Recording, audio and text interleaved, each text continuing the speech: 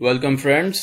इस वीडियो में हम बात करेंगे वन सैंपल टी टेस्ट के बारे में और वन सैंपल टी टेस्ट को हम एक्सेल में किस तरह से अप्लाई करते हैं और ये सब कुछ भी हम एक एग्जाम्पल के साथ करेंगे। इससे पहले की जो वीडियो थी उसमें हमने किया था इंडिपेंडेंट सैंपल टी टेस्ट और उसमें मैंने डिटेल में बताया था कि हम इंडिपेंडेंट सैंपल टी टेस्ट को किस तरह से एक्सेल में करते हैं और उसमें हमने एक स्पेसिफिक एग्जांपल यूज की थी और वो एग्जांपल जो है उसी को हम वापस इस वीडियो में भी यूज करेंगे।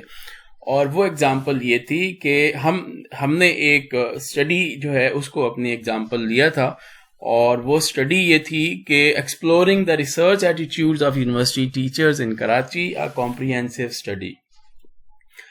इस स्टडी का हमारा जो रिसर्च ऑब्जेक्टिव था, इससे पहले जब हमने इंडिपेंडेंट सैंपल टी टेस्ट लगाया था तो उसमें रिसर्च ऑब्जेक्टिव जो है वो डिफरेंट था।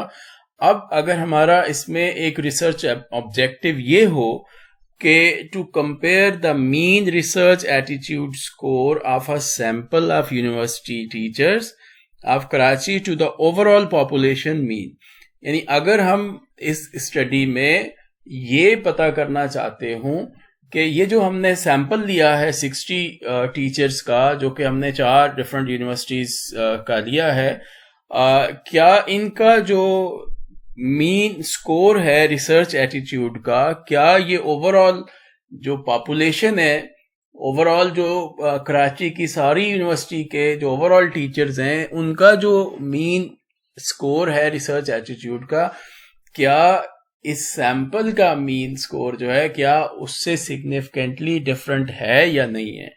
तो ये अब हमारा रिसर्च ऑब्जेक्टिव है।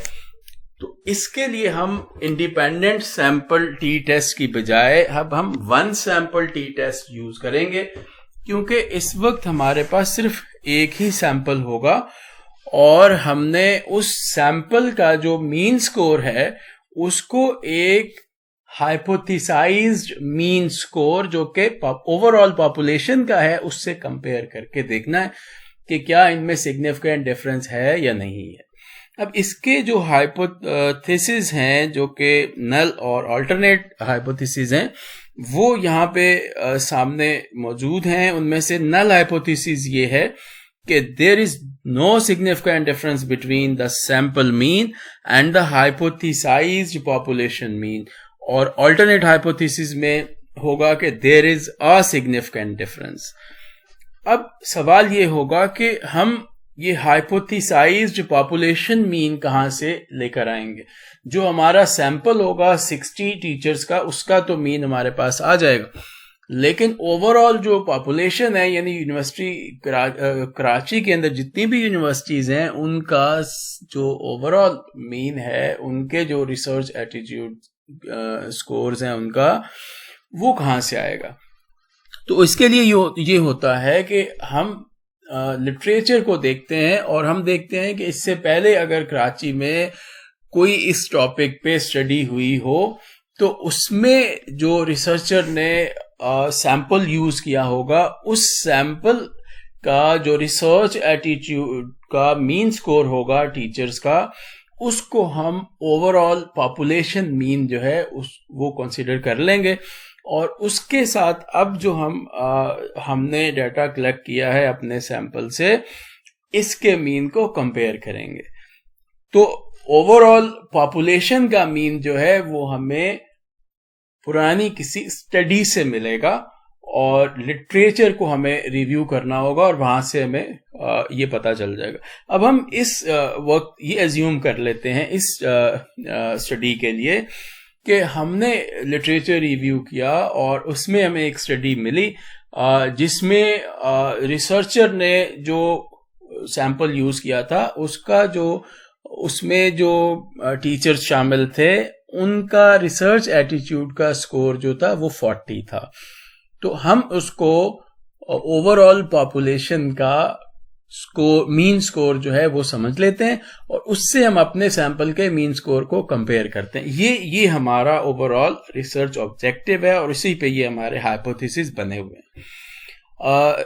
क्वेश्चनर हमने सेम वही यूज किया है जो हमने इंडिपेंडेंट सैंपल टी टेस्ट में यूज किया था, और इसमें जो रिसर्च एटीट्यूड स्केल है वही 10 आइटम्स के ऊपर वो बना हुआ है, और ये जो स्कोर है रिसर्च एटीट्यूड का ओवरऑल स्कोर वो इन्हीं 10 आइटम्स के ऊपर जो रिस्पोंडेंट्स ने रिस्पॉन्सेज उनके आए थे उनका टोटल स्कोर करके हमने इनका ओवरऑल रिसर्च स्कोर जो है वो कैलकुलेट किया है।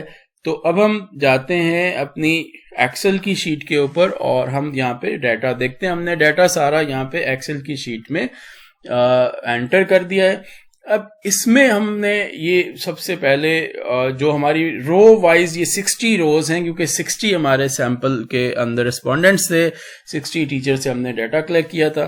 तो जो ये रो नंबर 1 है ये एक टीचर का डाटा है पूरा, और इसमें जो है वो हम सबसे पहले ये करेंगे कि टीचर नंबर 1 जो हैं उनका रिसर्च एटीट्यूड का जो स्कोर है, जो कि इनके 10 क्वेश्चंस से हमें मिला है, इसको टोटल करके उनका ओवरऑल रिसर्च एटीट्यूड स्कोर जो है उसको हम कैलकुलेट कर लेते हैं। तो उसके लिए हम यहाँ पे इज इक्वल्स टू पहले लिखेंगे, उसके बाद लिखेंगे सम, और फिर इसको डबल क्लिक करेंगे, और फिर हम क्वेश्चन नंबर 1 से लेके क्वेश्चन नंबर 10 तक ये सारी रो को सिलेक्ट करके ब्रैकेट क्लोज करेंगे और एंटर प्रेस कर देंगे। तो ये जो 39 है ये जो फर्स्ट टीचर है टीचर नंबर 1 उनका रिसर्च एटीट्यूड का स्कोर आया है। अब हमने इनका सारी रोज का जो है वो टोटल करना है, यानी सारे टीचर्स का ओवरऑल रिसर्च एटीट्यूड स्कोर हमें चाहिए।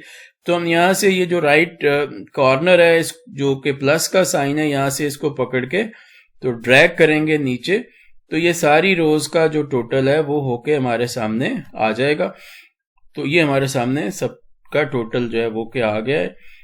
अब हम ये करेंगे कि यहाँ से ये सारा जो हमारे पास रिसर्च एटीट्यूड का स्कोर आया है इसको हम यहाँ से कॉपी करके और एक दूसरी शीट में पेस्ट कर लेते हैं, ताकि एनालिसिस जो है वो हम उस शीट पे फर्दर करते जाएं। तो यहाँ हम ये करते हैं कि इसमें हम सेकंड जो हमारा रो है वहां पे इसको पेस्ट करते हैं, और यहाँ से मैं पेस्ट में पेस्ट वैल्यूज के ऑप्शन को सिलेक्ट करता हूं, और ये हमने पेस्ट कर दिया, और इसके ऊपर जो है वो हम रिसर्च एटीट्यूड जो है वो लिख देते हैं। तो ये रिसर्च एटीट्यूड हमने यहाँ पे लिख दिया।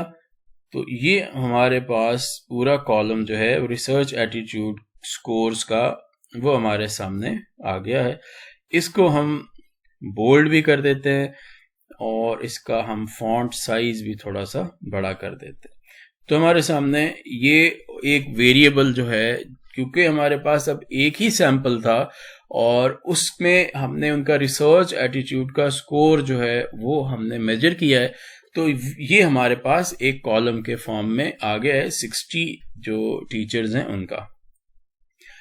अब हमें करना ये है कि एनालिसिस हमें करना है और हमें वन सैंपल टी टेस्ट जो है वो यूज करना है। तो उसके लिए सबसे पहला काम हमें ये करना होता है कि हम फाइल में जाते हैं और यहाँ से हम ऑप्शंस में जाते हैं और फिर हम यहाँ से ऐड इन्स में जाते हैं, और ऐड इन में जाने के बाद हम यहाँ पे गो पे जाते हैं और इस विंडो में जाके हम ये जो एनालिसिस टूल पैक है इसको हम टिक करते हैं। ये ऑलरेडी टिक हुआ हुआ है, अगर आपका नहीं हुआ हुआ तो आप इसको करके ओके कर देंगे, तो फिर ये एनालिसिस के लिए रेडी हो जाएगा। अब एनालिसिस के लिए हमने यहाँ से डाटा पे जाना है और राइट साइड पे डाटा एनालिसिस का ऑप्शन यहाँ पर आएगा, उसको जब हम क्लिक करेंगे तो हमारे पास ये विंडो खुलेगी। इस विंडो में जब हम जाते हैं टी टेस्ट के लिए तो नीचे हमारे पास टी टेस्ट के 3 ऑप्शंस नजर आ रहे हैं, लेकिन अगर हम इसको गौर से देखेंगे तो ये तीनों जो टी टेस्ट हैं ये 2 सैंपल्स के लिए हैं। इनमें से 1 सैंपल के लिए कोई भी अलग से ऑप्शन हमारे पास मौजूद नहीं है। तो एक्सेल में अलग से ऑप्शन नहीं होता है। तो इसके लिए हम क्या करते हैं, तो इसके लिए पहले हम इसको यहाँ क्लोज कर देते हैं। तो यहाँ हम ये करेंगे कि एक डमी वेरिएबल बना लेंगे, क्योंकि हमारे पास अलग से ऑप्शन नहीं है वन सैंपल टी टेस्ट का। तो हम यहाँ पे एक डमी वेरिएबल बनाते हैं और उसमें हम वैल्यूज जो हैं वो ले लेते हैं 0 0। तो 0 4-5 वैल्यूज जो हैं वो मैं 0 ले लेता हूं, और इसके बाद मैं इसको थोड़ा बोल्ड भी कर देता हूं और इसका मैं साइज थोड़ा बड़ा कर देता हूं, और यहाँ पे मैं इसको सेंटर में भी कर देता हूं। तो ये जो है सेंटर में भी इसको कर देते हैं, तो ये सेंटर में भी आ गया। तो ये हमारे पास एक सेकंड वेरिएबल जो है वो हमने क्रिएट कर लिया है, जो कि डमी वेरिएबल है, और या आप इसको सेकंड ग्रुप कह लें कि डमी ग्रुप बना लिया हमने। तो अब हम क्या करते हैं कि इंडिपेंडेंट सैंपल टी टेस्ट के तौर पर हम इसको सेकंड जो सैंपल है वो कंसिडर करते हुए हम टी टेस्ट यूज करते हैं, जिसमें अनइक्वल वेरिएंसेस एज्यूम्ड, क्योंकि ऑब्वियसली ये जो सेकंड जो हमारा ग्रुप है ये डमी ग्रुप है, तो इसके अंदर जो है वो सारी वैल्यू 0 हैं। तो इनका जो दोनों ग्रुप्स हैं, इन दोनों ग्रुप्स का जो वेरिएंस होगा वो ऑब्वियसली डिफरेंट होगा। तो हम डेटा पे जाएंगे, डेटा एनालिसिस पे जाएंगे, और अब यहां से टी टेस्ट में हमारे पास ऑप्शन होगा ये T test 2 samples assuming unequal variances, इसको हम ओके कर लेते हैं। और फिर हमारा जो वेरिएबल 1 है उसमें हम रिसर्च एटीट्यूड का स्कोर जो है वो पूरा जो कॉलम है उसको हम यहां तक सिलेक्ट कर लेते हैं। उसके बाद हम सेकंड वाले वेरिएबल 2 में जाएंगे, और उसमें फिर हम अपना जो सेकंड हमारा ग्रुप है, सेकंड वेरिएबल जो है उसको सिलेक्ट कर लेते हैं, वो भी हो गया। उसके बाद मीन जो हाइपोथेसाइज मीन डिफरेंस है ये हमने 40 लिया था, क्योंकि हमने ये एज्यूम किया था कि पुरानी किसी स्टडी में हमें ये पता चला कि उस स्टडी में जब रिसर्च एटीट्यूड चेक किया गया एक सैंपल लेके कराची के अंदर जो यूनिवर्सिटी टीचर्स हैं उनका, तो उनका जो मीन निकला था वो 40 था। तो हम उसको ओवरऑल पॉपुलेशन मीन जो है वो कंसिडर कर रहे हैं। तो यहाँ पर हम हाइपोथेसाइज्ड मीन डिफरेंस 40 ले लेते हैं। यहाँ लेबल्स जो है इसको हम टिक कर देते हैं, और आउटपुट रेंज जो है वो हमें यहीं पे लेनी है, तो मैं इसको यहाँ पे आउटपुट रेंज को ये सिलेक्ट कर लेता हूँ। उसके बाद मैं ये एरो प्रेस करके यहाँ पे F2 में मुझे रिजल्ट चाहिए, तो मैं इसके ऊपर क्लिक करता हूँ, और फिर मैं दोबारा एरो को क्लिक करूँगा तो ये एड्रेस जो है इसके अंदर कॉपी हो जाएगा। और अब जब ओके करेंगे तो हमारे सामने यहाँ पे रिजल्ट आ जाएगा। ये टेबल हमारे पास आ गया है, इसको हम थोड़ा सा एनलार्ज कर लेते हैं, और एनलार्ज करने के बाद ये जो डमी वेरिएबल हमने बनाया था, ये जो डमी ग्रुप था, इसको हम यहाँ से डिलीट कर देते हैं। और डिलीट करने के बाद जहां पर ये 2 सैंपल लिखा हुआ आ रहा है, हम 2 की बजाय यहाँ पे 1 कर देते हैं। तो इस तरीके से ये हमारे पास 1 सैंपल टी टेस्ट का रिजल्ट आ गया है, और इसके अंदर इसकी डिटेल्स मौजूद हैं। मीन 38.15 है, वेरिएंस इतना है, ऑब्जर्वेशन 60 है, एंड सो ऑन। और इसमें अगर मैं इसकी 2 टेल्ड पी वैल्यू देखूं तो वो है 0.049, और 0.049 जो है अगर हम इसको कंपेयर करते हैं अपने लेवल ऑफ सिग्निफिकेंस यानी 0.05 से कंपेयर करते हैं तो ये उससे कम है। तो इसका मतलब ये हुआ कि हमारा नल हाइपोथेसिस रिजेक्ट हो गया है। नल हाइपोथेसिस जो था हमारा वो क्या था, उसको एक दफा वापस जाके देखते हैं। नल हाइपोथेसिस हमारा ये था कि there is no significant difference between the sample mean and the hypothesized population mean. तो हमारा जो सैंपल का मीन स्कोर था वो 38.15 था, और जो हमने एज्यूम किया था कि ओवरऑल पॉपुलेशन जो है उसका जो मीन स्कोर है वो कितना है, वो 40 हमने एज्यूम किया था। तो अब हमें यहाँ पर जो रिजल्ट्स बता रहे हैं कि हमारा नल हाइपोथेसिस रिजेक्ट हो गया है, और इसका मतलब ये है कि there is a significant difference between the sample mean and the hypothesized population mean. तो उनमें सिग्निफिकेंट डिफरेंस है, और इसको जब हम देख रहे हैं तो ये मीन जो है ये उस मीन से जो कि पॉपुलेशन मीन 40 हमने लिया था उससे थोड़ा कम है, जो कि हमारे सैंपल का आ रहा है। तो अभी हम इसके जो रिजल्ट्स हैं उसके ऊपर चलते हैं और देखते हैं, बल्कि रिजल्ट पे जाने से पहले हम इसका इफेक्ट साइज कैलकुलेट कर लेते हैं। और इफेक्ट साइज कैलकुलेट करने के लिए मैंने यही पूरे का पूरा जो कॉलम है जो रिसर्च एटीट्यूड का, उसको मैंने पहले से यहाँ पे इस शीट पे कॉपी किया हुआ है। रिसर्च एटीट्यूड का ये सेम वही कॉलम है और इसमें हमने रिसर्च एटीट्यूड का जो कॉलम दिया हुआ है, मैंने साथ में इफेक्ट साइज का फॉर्मूला जो है वो भी लिखा हुआ है। इफेक्ट साइज के लिए कोहन्स डी का जो फॉर्मूला है वो D is equal to m minus mu over S, जिसमें m जो है वो मीन है। वो मीन कौन सा वाला मीन है? वो हमारे सैंपल का मीन है। ये जो रिसर्च एटीट्यूड का जो स्कोर है इसका मीन है। तो इसका मीन जो है वो मैंने कैलकुलेट करके इस टेबल में ये लिखा हुआ है।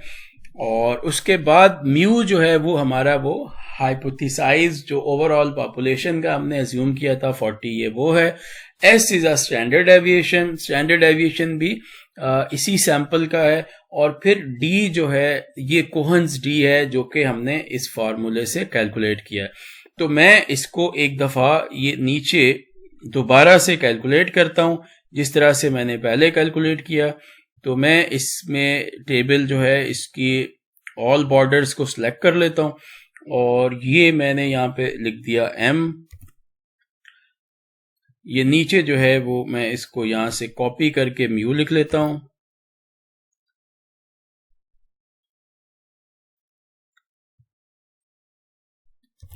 ये कॉपी करके मैंने इसमें म्यू को लिख दिया। उसके बाद जो है वो हम s लिखते हैं, ये हमारा जो स्टैंडर्ड डेविएशन होता है। उसके बाद d यानी कोहन्स d की जो वैल्यू है, और इसको मैं सेंटर में भी ले आता हूं यहां से। तो ये सेंटर पे आ गया और यहाँ पे जो हम वैल्यूज करेंगे ये भी हमारी वैल्यूज जो हैं इनको भी हम सेंटर पे कर लेते हैं। इसकी अलाइनमेंट भी सेंटर में हो जाएगी।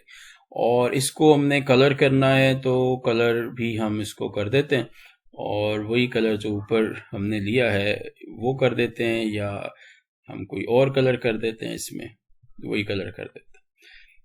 तो इसमें मीन के लिए एवरेज है ये बेसिकली, तो इसमें हम लिखेंगे इज इक्वल्स टू AV।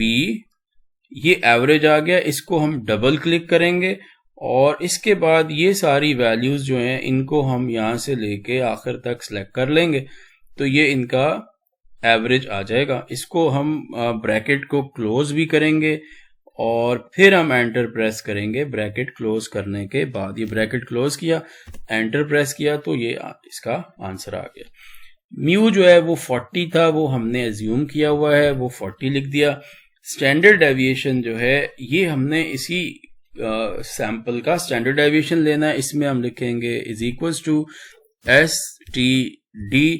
अब स्टैंडर्ड डेविएशन में यहाँ पर दो स्टैंडर्ड डेविएशन आ रहे हैं। एक स्टैंडर्ड डेविएशन ये फॉर पॉपुलेशन है और ये स्टैंडर्ड डेविएशन फॉर सैंपल है जिसमें आगे .s लिखा हुआ है। तो हम ये फॉर सैंपल वाला स्टैंडर्ड डेविएशन जो है वो कैलकुलेट करेंगे। सेम यहाँ से हम ये पूरी रेंज सेलेक्ट करेंगे और फिर हम इसको ब्रैकेट को क्लोज करेंगे और ब्रैकेट को क्लोज करने के बाद हम एंटर प्रेस करेंगे तो हमें ये मिल जाएगा। और फिर लास्टली जो हम कोहन्स डी पे ये फार्मूला लगाएंगे तो इज इक्वल्स टू, उसके बाद हमने ब्रैकेट स्टार्ट किया। ब्रैकेट के बाद m की वैल्यू, m जो है वो हमारा ये है, हम इस सेल में चले जाते हैं, फिर माइनस का साइन, फिर म्यू की वैल्यू, उसमें हम इस सेल में आ गए, फिर ब्रैकेट क्लोज, फिर डिवाइडेड बाय, फिर s, तो s वाले सेल में चले गए और फिर हम एंटर प्रेस करेंगे तो हमें ये वैल्यू मिल जाएगी। तो ये इफेक्ट साइज जो है हमारा -0.259, या हम इसको राउंड ऑफ करें तो -0.26 आ गया।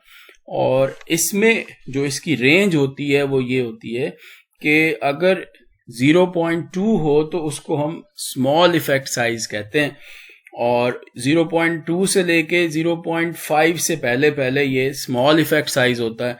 0.5 पे ये मीडियम हो जाता है और फिर इसको आगे ले जाएं 0.8 से पहले 0.799 तक हम इसको मीडियम इफेक्ट साइज कहते हैं, और 0.8 से स्टार्ट करके उससे ऊपर जितना होता है वो लार्ज इफेक्ट साइज होता है।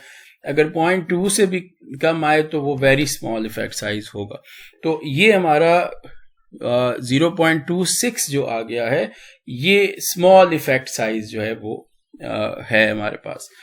अब हम जाते हैं और इसकी रिजल्ट्स के ऊपर और देखते हैं, और उसकी इंटरप्रिटेशन हमने किस तरह से करनी है, रिपोर्ट कैसे करना है, उस पे आ जाते हैं। तो ये हमने रिजल्ट्स में एक टेबल जो है वो बनाया हुआ है इन रिजल्ट्स को रिपोर्ट करने के लिए। Table 1 descriptive statistics and 1 sample T test results for research attitude scores of university teachers in Karachi, N60 था हमारा सैंपल साइज। तो ये रिसर्च एटीट्यूड का स्कोर है, ये मीन वैल्यू है, स्टैंडर्ड डेविएशन है, standard error of mean, T value, degree of freedom, और ये पी वैल्यू। अब हमने इसको रिपोर्ट करते हुए किस तरह से लिखना है, तो सबसे पहला जो पैराग्राफ है उसमें हम ये लिख रहे हैं कि the aim of this study was to investigate the research attitude of university teachers in Karachi. The hypothesis tested was whether the research attitude of the sample of 60 university teachers was significantly different from the hypothesized population mean of all university teachers in Karachi. तो यहाँ हमने describe कर दिया कि हम करना क्या चाह रहे थे। उसके बाद फिर हमने दिखा कि the sample of 60 university teachers had a mean research attitude score of 38.15 and a standard deviation of 7.13. तो यहाँ हमने ये बता दिया है कि हमारा जो सैंपल था वो 60 का था और उसका जो मीन स्कोर आया है वो 38.15 आया और स्टैंडर्ड डेविएशन 7.13 है। उसके बाद फिर हम बता रहे हैं कि हमने टी टेस्ट यूज किया है और 1 सैंपल किया है और क्यों किया है, वो हम अपना पर्पस बता रहे हैं। और इसमें जो है वो हम देखते हैं कि हमने पर्पस में क्या लिखा है, किस तरह से रिपोर्ट किया है। A 1 sample t-test was conducted to compare the sample mean research attitude score to the hypothesized population mean of 40. तो यहाँ हमने ये भी बता दिया कि हमारा जो hypothesized mean था, जो कि ओवरऑल पॉपुलेशन का हमने एज्यूम किया था, वो 40 था, उसमें हमने कंपेयर किया है और 1 sample t-test हमने यूज किया है। The results showed a t-value of -2.01 and a p-value of 0.049 with the low effect size Cohen's d is equals to -0.26, indicating a significant difference between the sample mean and the hypothesized population mean. तो अगरचे हमारी p-value less than 0.05 है, तो हमारा ये result significant है, यानी null hypothesis reject हो गया है, लेकिन जो इम्पैक्ट है, जो इफेक्ट साइज है वो लो है, इफेक्ट साइज जो है वो हाई नहीं है। यानी इम्पैक्ट जो है वो जो डिफरेंस है वो है तो सही, लेकिन वो इतना ज्यादा, इतना सिग्निफिकेंट और वाज़ेह डिफरेंस नहीं है। उसके बाद फिर हम अपनी सजेशंस पे आते हैं और फिर हम इंटरप्रिटेशंस पे आते हैं कि किस तरह से हम इसको इंटरप्रेट करेंगे। तो यहाँ हम वापस जो है वो कह रहे हैं कि the result suggest that the research attitude of the sample of 60 university teachers in Karachi is significantly lower, that is 0.26 standard deviation below than the hypothesized population mean of all university teachers in Karachi. This may have implications for promoting research culture in universities in Karachi. तो जैसे कि हमें पता है कि हमारा जो sample का मीन था वो 38.15 आया था और पॉपुलेशन मीन जो अज्यूम किया हुआ था वो 40 था, तो ये इसमें एक डिफरेंस है। तो हमने हाइपोथेसिस से चेक किया कि क्या ये डिफरेंस सिग्निफिकेंट है, तो हमें पता चला कि सिग्निफिकेंट डिफरेंस है और ये जो हमारे सैंपल का मीन स्कोर है वो कम है पॉपुलेशन से। तो और ये सिग्निफिकेंट डिफरेंस है, यानी सिग्निफिकेंटली कम है, लेकिन इफेक्ट साइज जो है वो इतना ज्यादा नहीं है। यानी वो उसमें जो कमी है, जो लेस है मीन स्कोर हमारा पॉपुलेशन से, वो सिग्निफिकेंटली लेस तो है, लेकिन ये जो इसका इफेक्ट साइज है वो लेस है, वो इतना ज्यादा नहीं है, क्योंकि ये 0.26 स्टैंडर्ड डेविएशन बिलो है। तो ये जो 0.26 का कोहेंस जी की वैल्यू है, ये हमें बता रही है कि ये लो इफेक्ट साइज। तो इफेक्ट साइज हमें सिर्फ ये बता रहा होता है कि हमारा ये जो डिफरेंस है ये लो है, ये मीडियम है, ये हाई डिफरेंस है। तो ये हमारा आज का जो टेस्ट था, जिसमें हमने कंप्लीटली एक कॉन्टेक्स्ट में वन सैंपल टी टेस्ट को हमने अप्लाई किया और फिर हमने रिजल्ट्स को इंटरप्रेट किया और उसको रिपोर्ट किया। उम्मीद है कि आपको ये सब समझ में आ गया होगा। Thank you very much and Allah Hafiz.